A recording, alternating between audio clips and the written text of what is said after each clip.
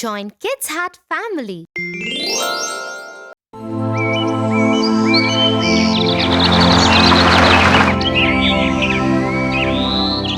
Tofu? Tofu!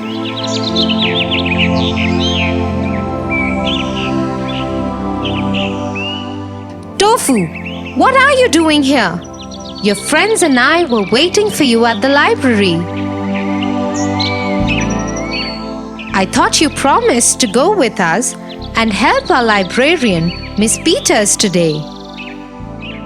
Oh dear, there are so many of you. I'm sure you can manage without me. But Tofu, you promised. Why are you so angry, dear? It's just the library. Yes, but you promised us. How can you be so careless, Tofu? If you behave like this, one day you will have no friends left. What do you mean? Haven't you heard of the bear and the two friends? No. Okay, let me tell you their story.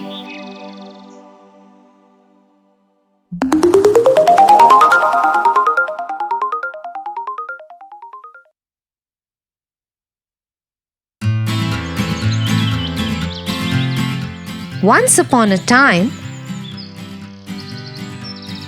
two friends had to travel through the forest.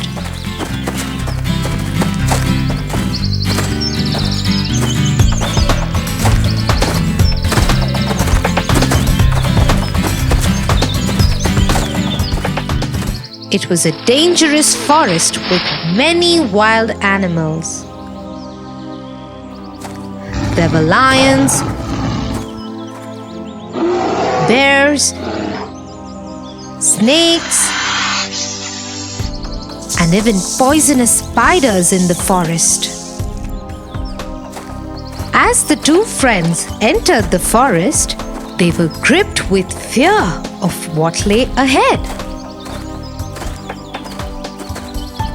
I am so scared. I wish we didn't have to go through this forest. I agree with you, but we have no choice. We must cross the forest to get to the other village. What if we get into trouble? Let's promise that if any of us get into trouble, the other will not run away. He will stay and help the one who is in trouble. Yes, I promise you, my friend.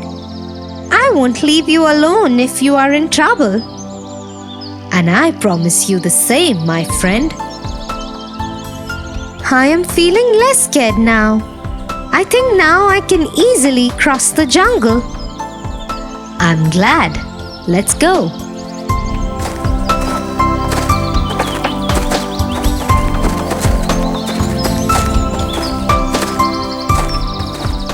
After some time of walking through the forest, the two friends heard a rustling sound from the bushes ahead of them. They stopped in their tracks.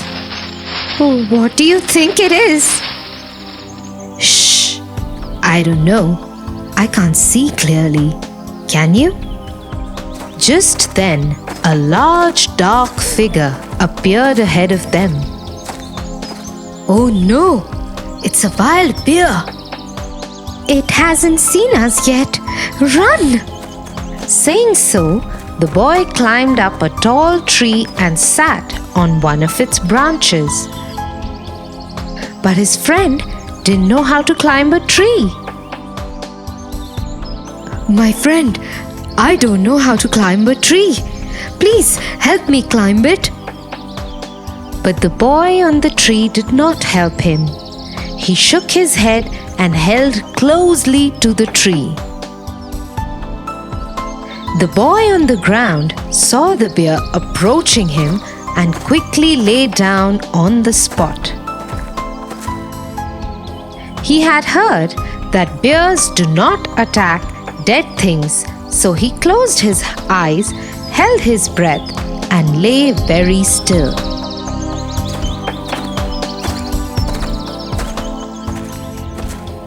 The bear came close to him. It came close to his head and sniffed and smelled his ear to see if the boy was breathing, but the boy held his breath. Thinking that he was dead, the bear left the boy and moved on.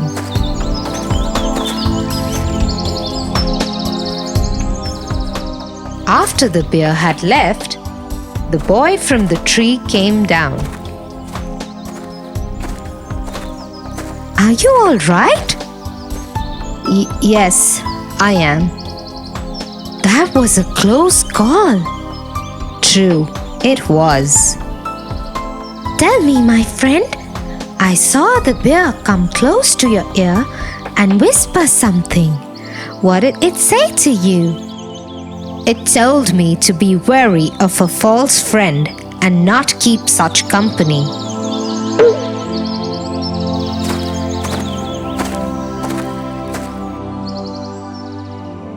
Which of the two friends do you think are behaving like Tofu? Like the one who broke his promise and climbed the tree. What are you going to do about it? Apologize to you and my friends and go to the library immediately to help. Okay, shall we go then?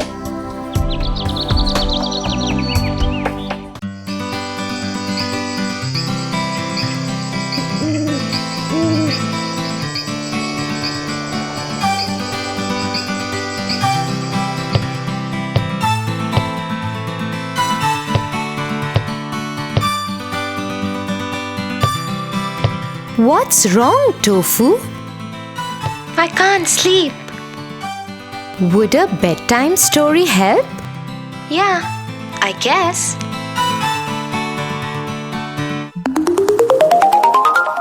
The Ugly Duckling.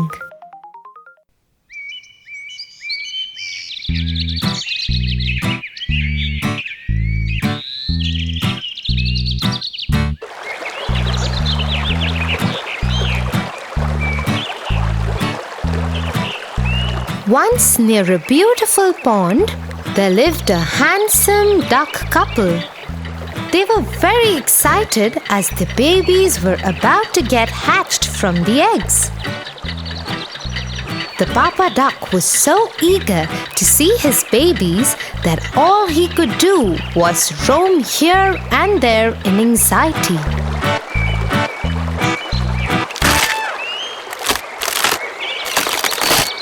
Suddenly, what they hear is sweet little quack quacks coming from the nest, and the papa duck just rushes to the nest to catch the first glimpse of his babies.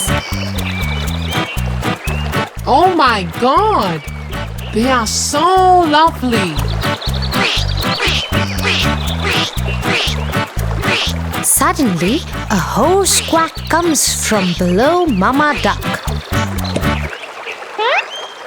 Quack!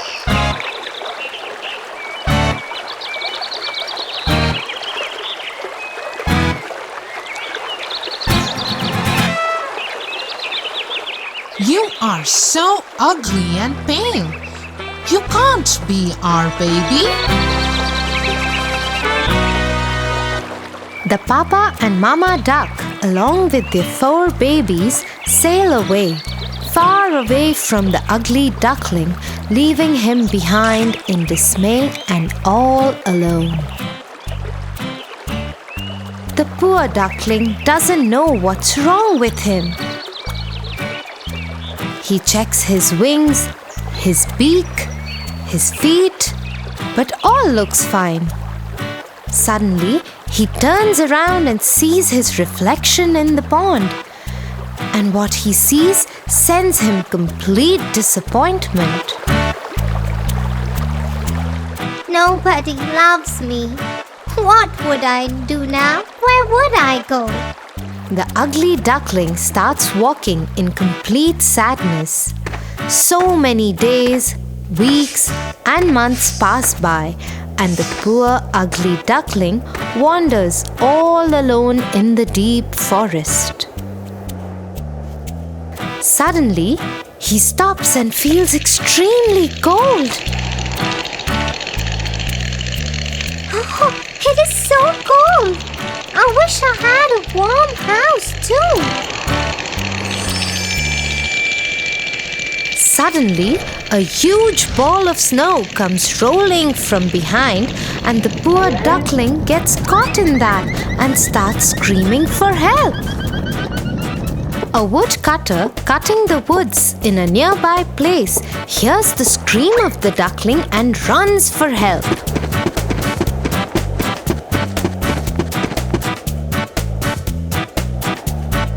Oh, poor thing. Come here. You need something warm to drink. The woodcutter picks up the ugly duckling and keeps him in the warmth of his overcoat. He takes him home and keeps him wrapped in a warm blanket right in front of the fireplace. Don't worry, poor little thing. I will take care of you. And like this, many years pass by, and the ugly duckling grew under the care of the woodcutter.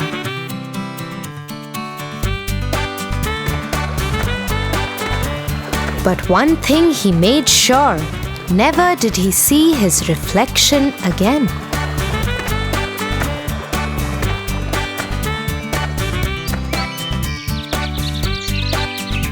One day, on a sunny afternoon, he was wandering around the sides of a lake. Suddenly, he sees a wedge of swans swimming in the pond. Look at those swans. They are so beautiful. I wish I was a beautiful duck too. I have no friends because I am so ugly. I feel oh so lonely. To his amazement, he sees the wedge of swans coming towards him. What he sees is the most beautiful swan ever. Hey, we have never seen you around. Are you new here? No, I live nearby with the woodcutter. It's just that I don't come out often. Why is that so? Because I'm an ugly duck. Nobody loves me. Nobody wants me. Not to his surprise, he sees them laughing at him. He decides to turn back when suddenly he hears the voice of the beautiful swan. Wait, where are you going? See, even you guys made fun of me. That's the reason I never come out. We laughed because you call yourself a duck. What do you mean? Yes, you are not a duck. You are a swan. And I haven't seen such a handsome swan ever in my life. He couldn't believe of what he just heard and stood there in a state of shock. And after a few seconds, managed to say, What? The beautiful swan held the hand of the duck and took him near the pond. See yourself. You are a swan. The ugly duckling very reluctantly bends over the water because he doesn't want to see the ugly him. But what he sees leaves him in total disbelief. He is not a duck. He is a swan, a handsome young swan. I am a swan. He jumps and flies and swims in sheer happiness, and then suddenly stops to thank the beautiful swan. Thank you so much for making me know who I am. So now that you know you are a swan, would you join our wedge? We would live together as a happy family. Yes, I would love to do that. And then the ugly duckling, oops, the handsome swan, jumps into the water with the rest of the swans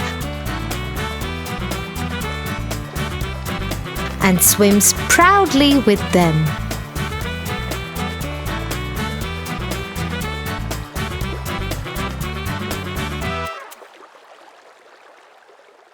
So the poor duck was never a duck?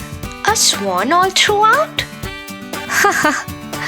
Yeah, and that's what the moral of the story is. A diamond doesn't know its worth till it's polished. Aha! Good night, Tofu. It's time to sleep now.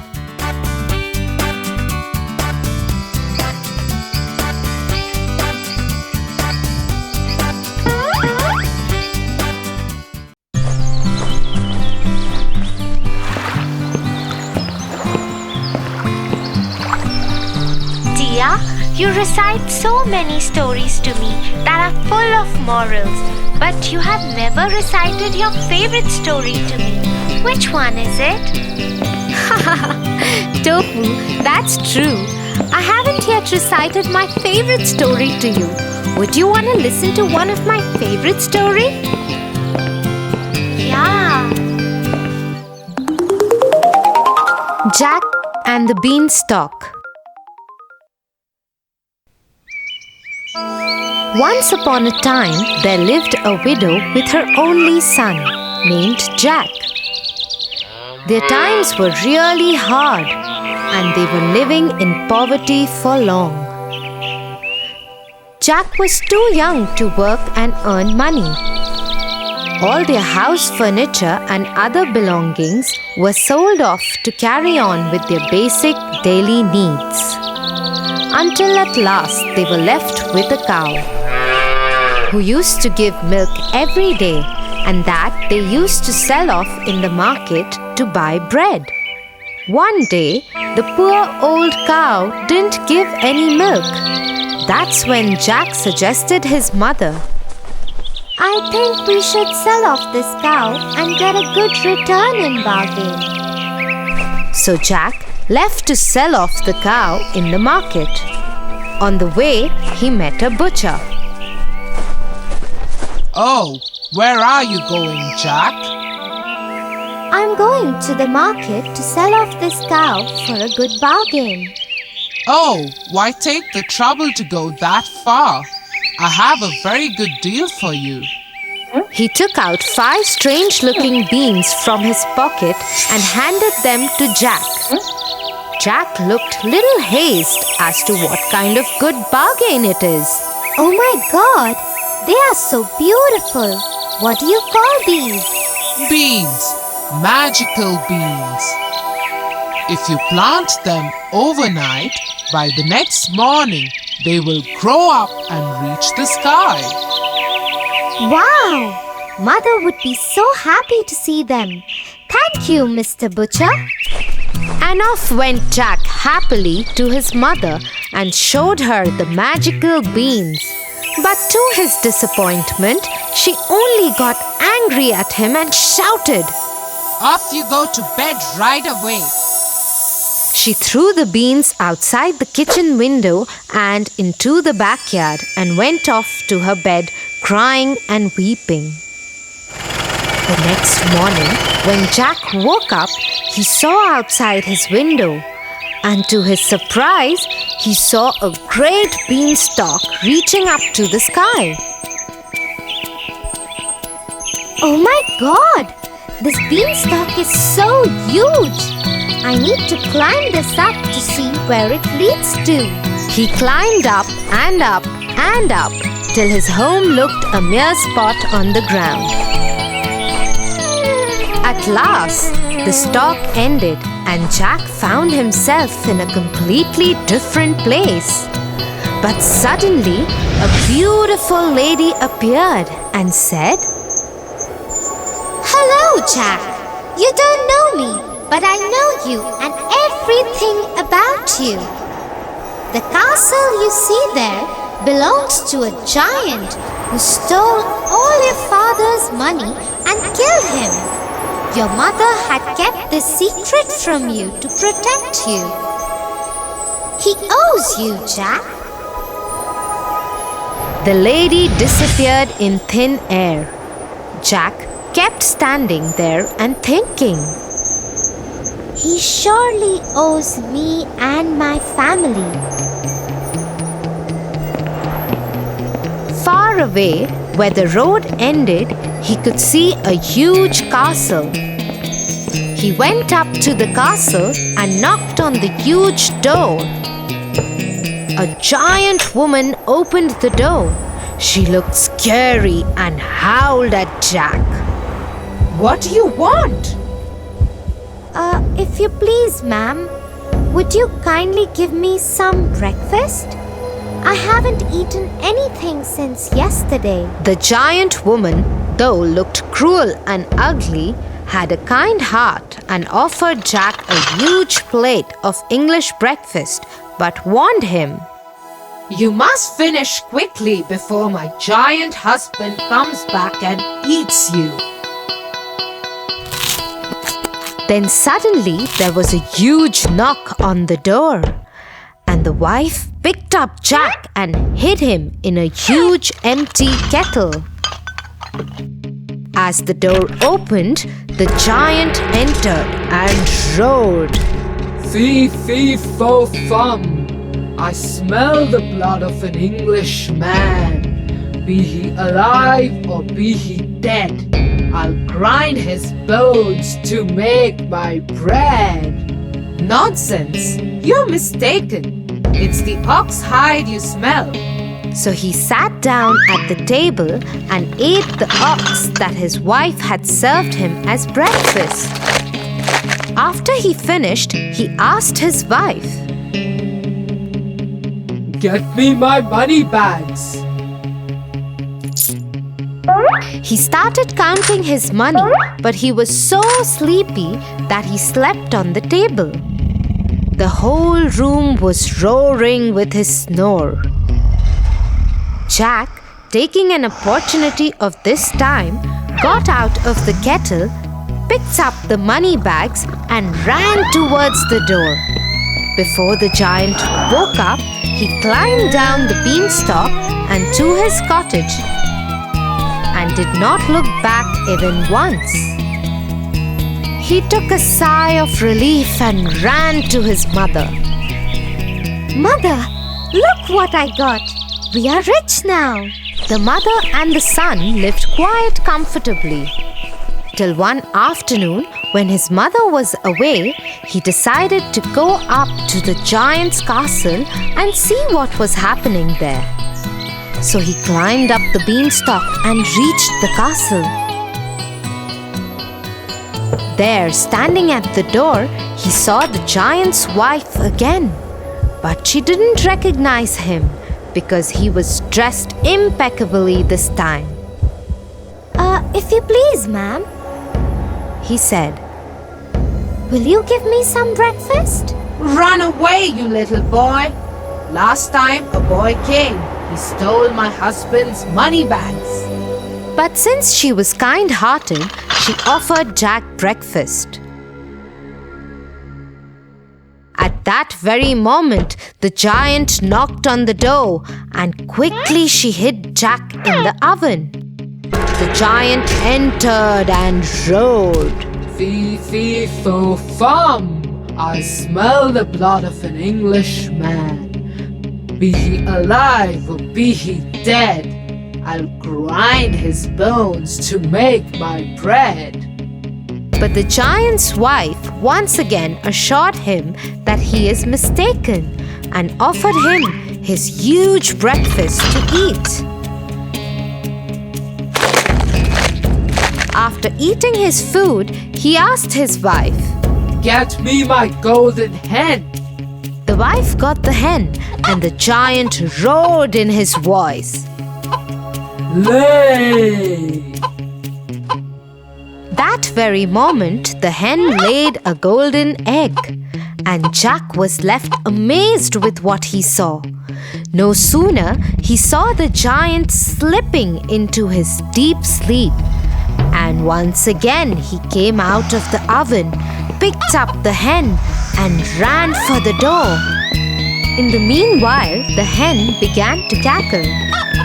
The voice made the giant move a little, but he kept sleeping. Jack climbed down the stalk and went straight to his mother and gave her the golden hen. The mother and the boy were so rich that they had money greater than even what they could spend. One day, he was sitting idle. The thought of the beanstalk crossed his mind again, and he decided to climb it. No sooner he was at the castle, but this time he decided not to be seen and climbed the kitchen wall of the castle and hid himself in the oven. In came the giant, roaring louder than ever. Fee, fee, fo, fum! I smell the blood of an Englishman. Be he alive or be he dead, I'll grind his bones to make my bread. But the giantess was quite sure that she had seen no little boy that morning, and after grumbling a great deal, the giant sat down for breakfast. As soon as he got over with his breakfast, he called out to his wife, Bring me my harp! Sing! ordered the giant. Soon the harp started singing the most beautiful sounds ever heard, and no sooner the giant fell off into his deep sleep.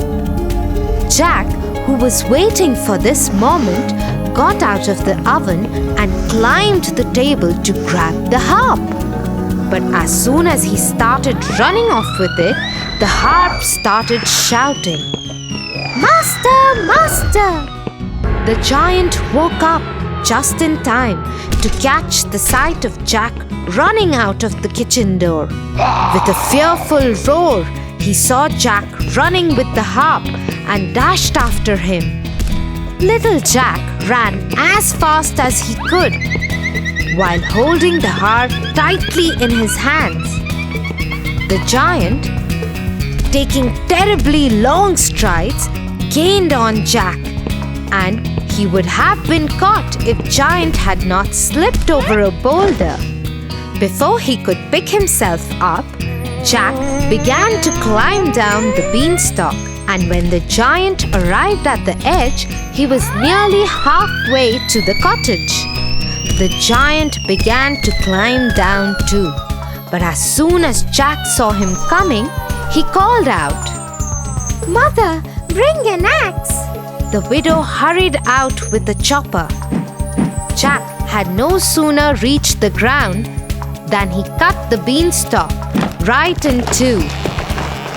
Down came the giant with a terrible crash, and that, you may be sure, was the end of him. But the mother had a very important advice for Jack. Jack, what the giant did to your father was bad, but you should not have been so greedy. He reaped what he sowed, but greed is also a bad deed. Jack agreed to his mother and promised to never be greedy again, and they lived happily ever after. Wow, Tia, that was such an adventurous story. Yeah, Tofu, and do you know why it was my favorite story? No, tell me. The story was about a brave boy who wanted to fight against poverty, and in a way, he got a chance to take revenge of his father too.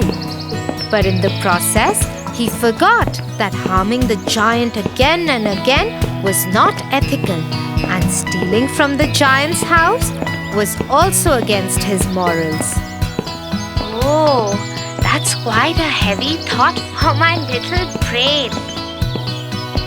Ha ha ha! Let's go. We are late for dinner. Mom must be waiting.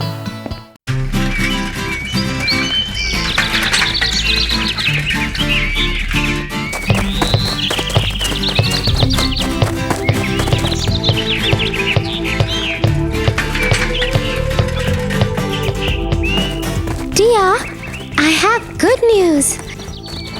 Really? What is it, Tofu? Tell me quickly. I have the option to become a part of either of the teams.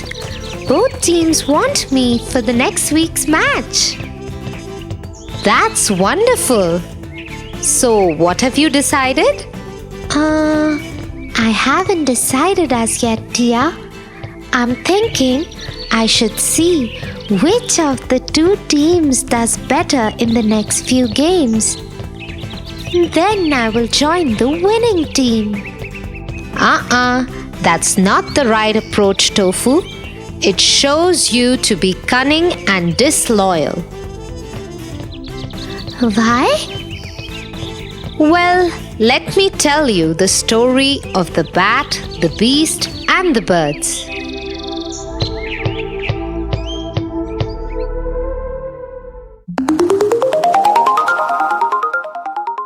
The bat, the beasts, and the birds.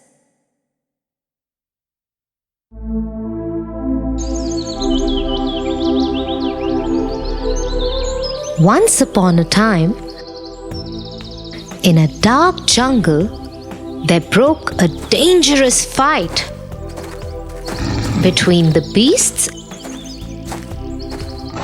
and the birds. We will not tolerate the beasts anymore. They feed on us, make preys out of our children, and behave as if they are the rulers of the jungle. Yes, we agree with you, our leader. But we need more support from other birds. Currently, we are losing. We must reach out to every bird in the jungle to join our army. We shall find strength in numbers. What do you say, Minister? Everybody has agreed. We just need to ask the bats now. I am sure the bats will help us win. Very well then. Invite the leader to our court.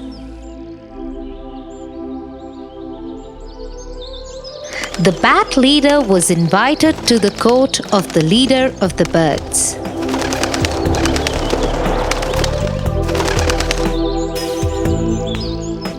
Bat, we are in a war against the beasts. Why don't you join us?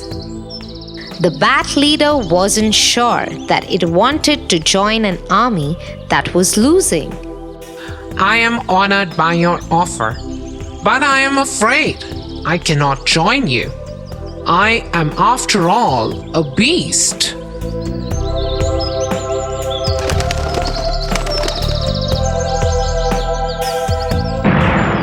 A few days passed. The beasts started losing.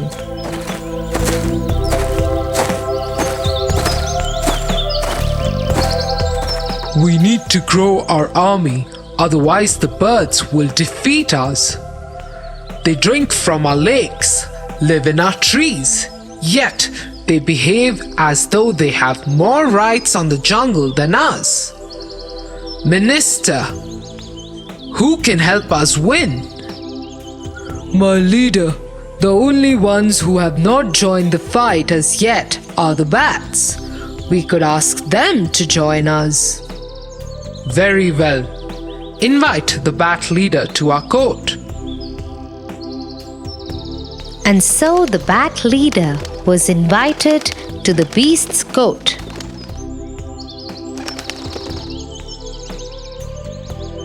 Bat, the war between the bird and the beasts of the forest is at its peak now. Whoever wins this last battle shall win the war and rule over the jungle. Why don't you join us and help us win? You too will rule the jungle along with us. But the bat was once again unsure that it wanted to join the losing side with the beasts. I am honored by your offer, but I cannot join you as I am a bird.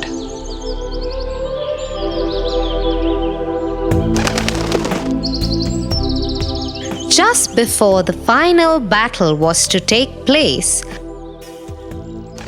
both the bird and the beast leaders met.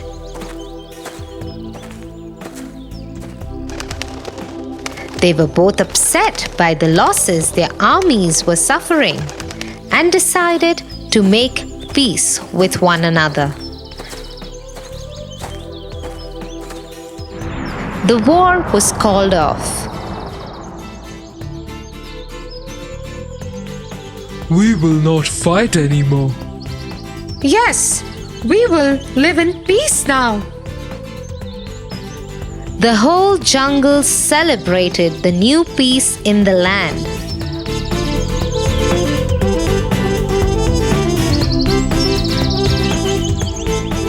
When the bat leader heard of this development, he went to the birds and asked to be a part of the celebration. But the bird leader remembered how the bat leader had refused to help the birds during the war and turned him and his kind away. No bird would even talk to them now. The bat leader knew that if he took his people to the beasts, they would simply tear them apart. And so he did not approach them. Hence, he and his entire kind lived in isolation without any friends in the jungle. Oh, I don't want to be alone, Tia. In that case, Tofu, you should not behave cunningly like the bat leader, and you should inform the team that you want to join right away. Yes, Tia, I will do that right away. Thank you, Tia, for making me understand this.